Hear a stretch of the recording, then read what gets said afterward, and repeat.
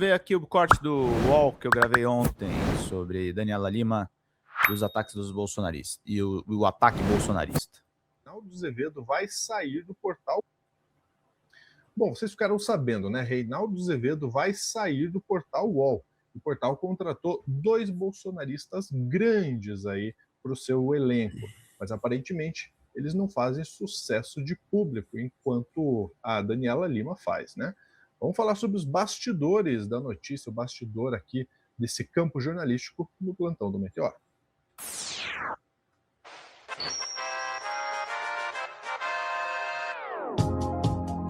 Vamos lá, e se tem bastidor, tem Pedro Zambarda aqui com a gente, né? Trazendo um pouco do que está acontecendo ali por trás das câmeras do UOL. Pedro.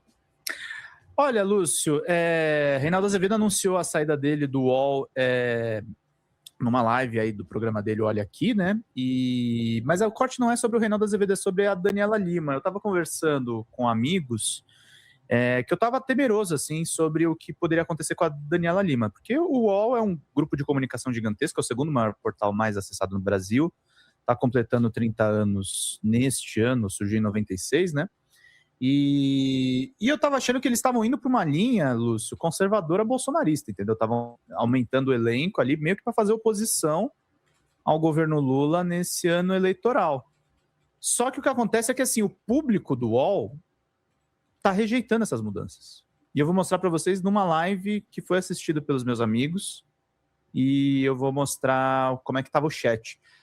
Por que a Daniela Lima está brilhando, gente? Porque, primeiro, que ela está fazendo bom jornalismo, e ela é provavelmente a repórter do portal mais bem informada sobre o governo Lula. Por exemplo, ela está sendo uma das poucas que está falando da importância do posicionamento do governo Lula sobre a Venezuela no momento em que o Trump está ameaçando a Groenlândia, Lúcio. Olha o que ela falou nesses shorts aqui. Está buscando trazer de novo algum tipo de protagonismo para a discussão sobre o que está acontecendo na Venezuela.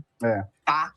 A avaliação do Palácio Planalto com essa história de Groenlândia, todo mundo esqueceu que há quase 20 dias os Estados Unidos entraram com 150 helicópteros no espaço aéreo venezuelano, subtraíram o presidente de turno, o ditador Nicolás Maduro, deixaram uma presidente interina no lugar, com Donald Trump dizendo que é ele quem manda, que agora talvez ele dê algum espaço para Maria Corina Machado, que não disputou as eleições, mas era opositora de Maduro, e o Edmundo Gonzalez, que disputou as eleições pela oposição. Vou andar um pouquinho aqui, gente. Vamos lá. Ela tá fazendo esses comentários aqui no momento em que os caras estão chamando para a redação os caras que falam, tá apoiando o ditador, que é meio que a linha da cobertura da Globo, tá, gente? A gente não tá falando do Terça Livre, a gente não tá falando da Revista Oeste, a gente não tá falando da Jovem Pan. Eu tô falando que tá bolsonarizando a imprensa. Tá bolsonarizando por quê? Porque o Trump tá exercendo, o Trump que é alinhado aos ideais do Bolsonaro, tá exercendo uma pressão geopolítica nos veículos nacionais que nós temos.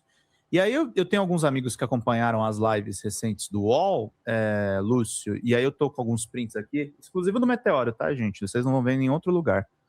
Eles viram, estão vendo aqui reproduzido, acompanhando a entrevista do Celso Amorim, e por que a Daniela está sendo valorizada, Lúcio? Ela está ancorando os principais programas. O programa de mercado financeiro do UOL está sendo ancorado por ela, o programa de notícias está sendo ancorado por ela. Então, o Reinaldo saiu, parece que ela deu uma crescida, assim, na foto, porque o público gosta muito do jeito que ela apresenta as notícias.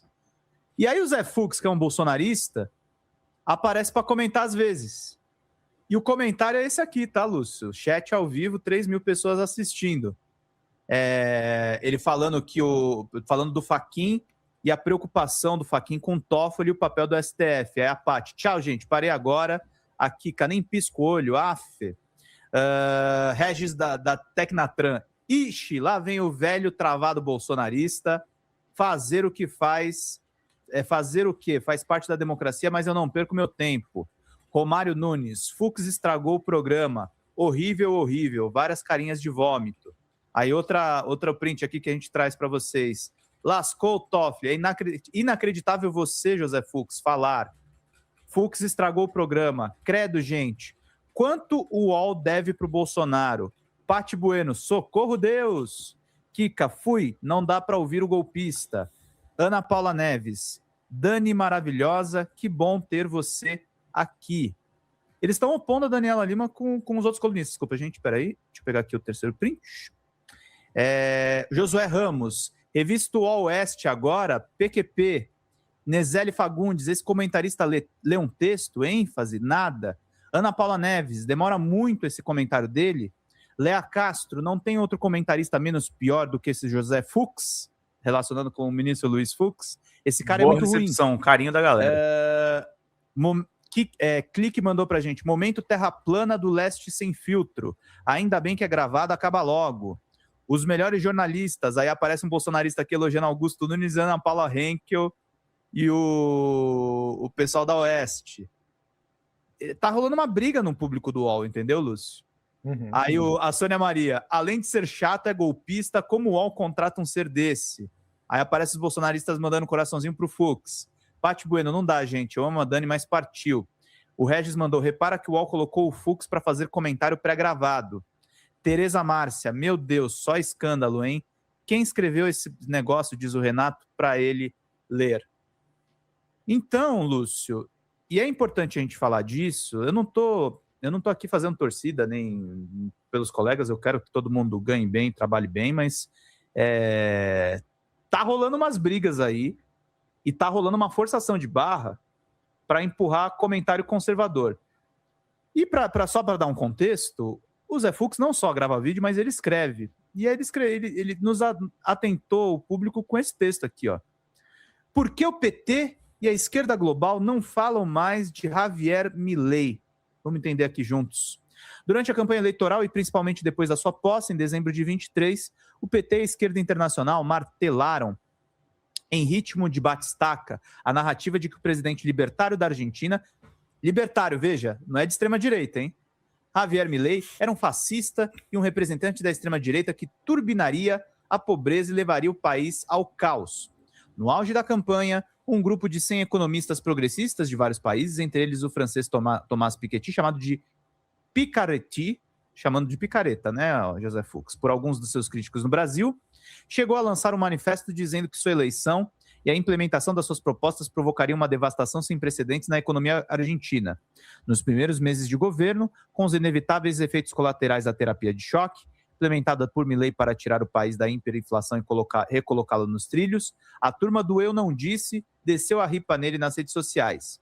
Imagens da balbúrdia sindicalista que tomou conta das ruas de Buenos Aires foram compartilhadas aos milhares pelas viúvas do peronismo e seus aliados pelo mundo afora, para propagar a narrativa de que o programa de Milei, ancorado na reforma radical do Estado, na austeridade fiscal e na liberação de preços, na abertura comercial, na privatização e na desregulamentação dos mercados, estava fazendo água. No Brasil, até um economista de plumagem tucana pontificou, ele vai naufragar. Acho que ele estava falando do André Lara Rezende, tá? Mas eis que, de repente, o PT, a esquerda do país e do exterior pararam de falar de Milei. O que aconteceu? Porque, da noite por dia, ele deixou de ser vidraça aqui e lá fora. O que levou petistas e esquerdistas de colorações variadas, sempre tão combativos e mobilizados para detonar os seus adversários por aí, muitas vezes recorrendo a fake news e a manipulação descarada de informações, a esquecer o presidente argentino. É simples. Ao contrário do que diziam os catastrofistas do seu governo, Milei vem colecionando resultados impressionantes, não apenas na economia, mas também em outras frentes, como na segurança pública, na política externa e até no complexo cenário político argentino. Ele obteve, contra todos os prognósticos, isso aqui é verdade, contra todos os prognósticos, uma vitória cachapante nas eleições legislativas de 2025, que lhe conferiu uma confortável vantagem sobre a oposição no Senado e na Câmara, para que possa implementar as medidas pendentes do seu programa de governo liberalizante. Ô Lúcio, aonde no mundo o Milei salvou a Argentina, cara? A Argentina continua na merda. É uma visão muito enviesada da coisa. E o duro, isso aí, porque é o seguinte, o Milei é um fascista. O Milei está recebendo comentários positivos do seu Zé Fux, de uma colunista da Folha, que eu não vou mencionar o nome, mas que também faz propaganda aberta dele, e o duro, da revista Economist. Esse negócio vai estar ruim, e esses caras vão falar que não é com eles. Então o público do UOL está corretíssimo. Está corretíssimo de enquadrar esse senhor. Porque esse é o problema, Lúcio. O Bolsonaro é o fascista mais babão. Mas tem um monte de gente inteligente que tá dando vazão para a tese de extrema-direita, cara. Esse libertarianismo. O Zé Fux nada mais é do que um monarca, só que do jornalismo econômico. E puxamos o monarca no corte. É importante você trazer essa questão do jornalismo econômico, porque é a base, a estrutura da experiência do José Fux na sua carreira, né? Não o conheço pessoalmente, mas sei da sua trajetória. Então é um cara que trabalhou na Gazeta Mercantil, é formado em economia, né? Aliás, cursou economia, não sei se chegou a formar, mas cursou economia. Acho que ele é jornalista econômico, eu não sei se ele é economista não, mas... trabalhou também na revista Pequenas Empresas, Grandes Negócios. Ele mesmo, na apresentação, tem uma coluna de apresentação que ele dá no UOL. Ele se diz uma pessoa com foco ali no viés libertário, né, do livre mercado, da economia do livre mercado, da meritocracia, da liberdade de expressão. E aí tem que saber qual liberdade de expressão que ele está dizendo, né? Se é a liberdade da extrema-direita, né, que é a liberdade simplesmente para, inclusive, cometer crimes, ou se é a liberdade de expressão de fato que aparece nos temas jurídicos, né? Então a gente já vê por aí qual é a visão do José Fux como colunista, como opinador, né? Como tendo assim a sua coluna no UOL. E aí, né, Pedro, por que a gente traz todo esse contexto, todo esse currículo do José Fux? O UOL, ele tem a Daniela Lima, eles têm esqueci o nome do outro colunista, do Sakamoto? Do Sakamoto, que são duas pessoas que são diversas vezes apontados como mais voltados à esquerda ou à centro-esquerda, né? Mas isso e se isso fosse verdade, o que eu não acho que tá? Na minha opinião, eu não vejo eles como esquerda, mas se isso fosse verdade, ainda seria uma minoria na mídia hegemônica, tá? Não é como se a esquerda estivesse dominando a mídia hegemônica, muito pelo contrário. E a gente vê movimentos como o do UOL, de mandar embora, aliás, de contratar o Zé Fux, a gente vê o Jamil Chad sendo descontinuado também da mídia hegemônica, a gente vê a própria Daniela, que foi demitida da Globo News, quando ela estava numa posição muito interessante na Globo News, né? Sim. A gente vê um caminho da mídia Valeu, Marcos, querendo agradar uma parte da sociedade, só que da pior maneira possível, trazendo pessoas que se colocam como uma opinião escrachada, né? E aí, quando eu digo isso, deixando muito claro o seu viés. O que, de um lado, é bom, porque a gente sabe exatamente as intenções dessas pessoas, mas, por outro lado, é péssimo, porque a gente não vê, Pedro, na mesma proporção, colunistas claramente de esquerda. Não vê, a gente não vê, né? Você não liga na Globo News e vê uma pessoa que fala assim, não, olha, eu sou de esquerda, progressista, e esse é meu caminho. Diferente do que a gente vê o José Fux falando, olha, eu sou do livre mercado, eu sou aqui da meritocracia e essa é a minha posição, né? Então, acho que a gente precisa, sim, lutar por mais espaço de progressismo. Obrigado, sim, Marcão. Obrigado, muito querido. Difícil, né? Porque já melhorou aqui um pouquinho a nossa mas situação. Precisa, sim, ter mais espaço, porque, senão, é isso. A gente vai ter o colunista que é da Gazeta do Povo, o colunista que é da Revista Oeste, também no UOL. Né? Destilando esse tipo de opinião. E esse é o problema que uma fonte me contou quando eu cobri o Gabinete do Ódio. Ele falou, o Alan dos Santos é o jardim de infância. O duro é quando os jornalistas da mídia hegemônica começarem a fazer o jornalismo de extrema-direita do Terça Livre. E a gente está presenciando isso, Lúcio. Aí tem um portal como o UOL que chancela a Revista Oeste, que chancela os sites de extrema-direita, entendeu, gente? Esse é o tamanho da miséria. E não falem nos comentários, quer dizer, pelo menos é uma sugestão que eu dou para vocês, mas o UOL não importa, nós temos o Meteoro. Gente, o UOL o Grupo Folha é um dos maiores grupos de comunicação do Brasil. Isso dá um estrago no público, porque você começa a normalizar a extrema-direita. É normal, Milei tá fazendo um negócio bom lá na Argentina. Porque é isso, o cara não é um bobo alegre escrevendo sobre o Milei, gente. É um cara que sabe usar as palavras e convence você das teses malucas. Se responsável fosse, pontuaria também, como jornalista que deveria pontuar, as questões... Queridíssima Lia Sérgia, passando para avisar que não tivemos cafezinho essa semana por razões acadêmicas, mas semana que vem eu volto com tudo. Bom dia, camaradas! Bom dia, Lia Sérgia, minha linda! Muito obrigado pela sua ajuda, minha cara. 72 pilas aqui para nós. Faltam 108, gente. 108 nós fecha. Quem é que tem 50? Quem é que tem 20? Lembrando que acima de 20 ganha livro, hein, gente?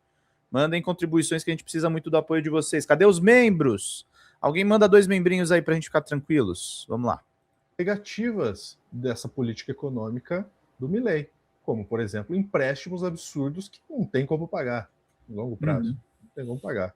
Então, fora os escândalos de corrupção, né? Isso ele nem toca. Fora os escândalos de corrupção, né? Então, quando a gente fala em fazer jornalismo, é isso. Né? É apontar, não é simplesmente colocar minha vontade. Não, a gente aqui, inclusive, já deu, já criticou, já trouxe uma notícia crítica, mas deu o contraponto. O básico do jornalismo. O Lucas falou uma coisa, só correndo aqui para não deixar o corte grande. O Meteoro é um peixinho comparado, infelizmente. A gente não é um peixinho, a gente é maior do que muitos canais, mas é o nosso dever também apontar essas brigas dentro da imprensa, Lúcio. Isso deveria ser mais notícia, a gente deveria criticar mais a nossa imprensa. Perfeito. E eu quero saber a sua opinião, deixa aqui embaixo. Um grande abraço, até a próxima. Grande Lúcio Júnior. Muita gente me elogiou por esse corte, viu, gente? Muito bom a gente poder acompanhar. Fala, galera da Folha TV. Não se esquece de se inscrever aqui no nosso canal para assistir programas como Folha Notícias Manhã, Folha Notícias Noite, o nosso Folha Entrevista e o nosso Barzinho das Meninas. Muitas coisas bacanas a gente acompanha por aqui. E a gente precisa muito, muito do apoio de vocês para nosso trabalho jornalístico, investigativo, de curadoria de conteúdo, com vocês ajudando no nosso Pix, folhademocrata@gmail.com, ou mandando superchats, valeu demais, e os recursos financeiros, tornando-se membro do nosso canal, no nosso curso de jornalismo básico, para você ficar muito bem informado a respeito de tudo. Queridos e queridas, muito obrigado pela presença de todos vocês. Vida longa e próspera. Cuidem-se, cuidem dos seus e não esquece de se inscrever aqui na Folha TV. Até mais!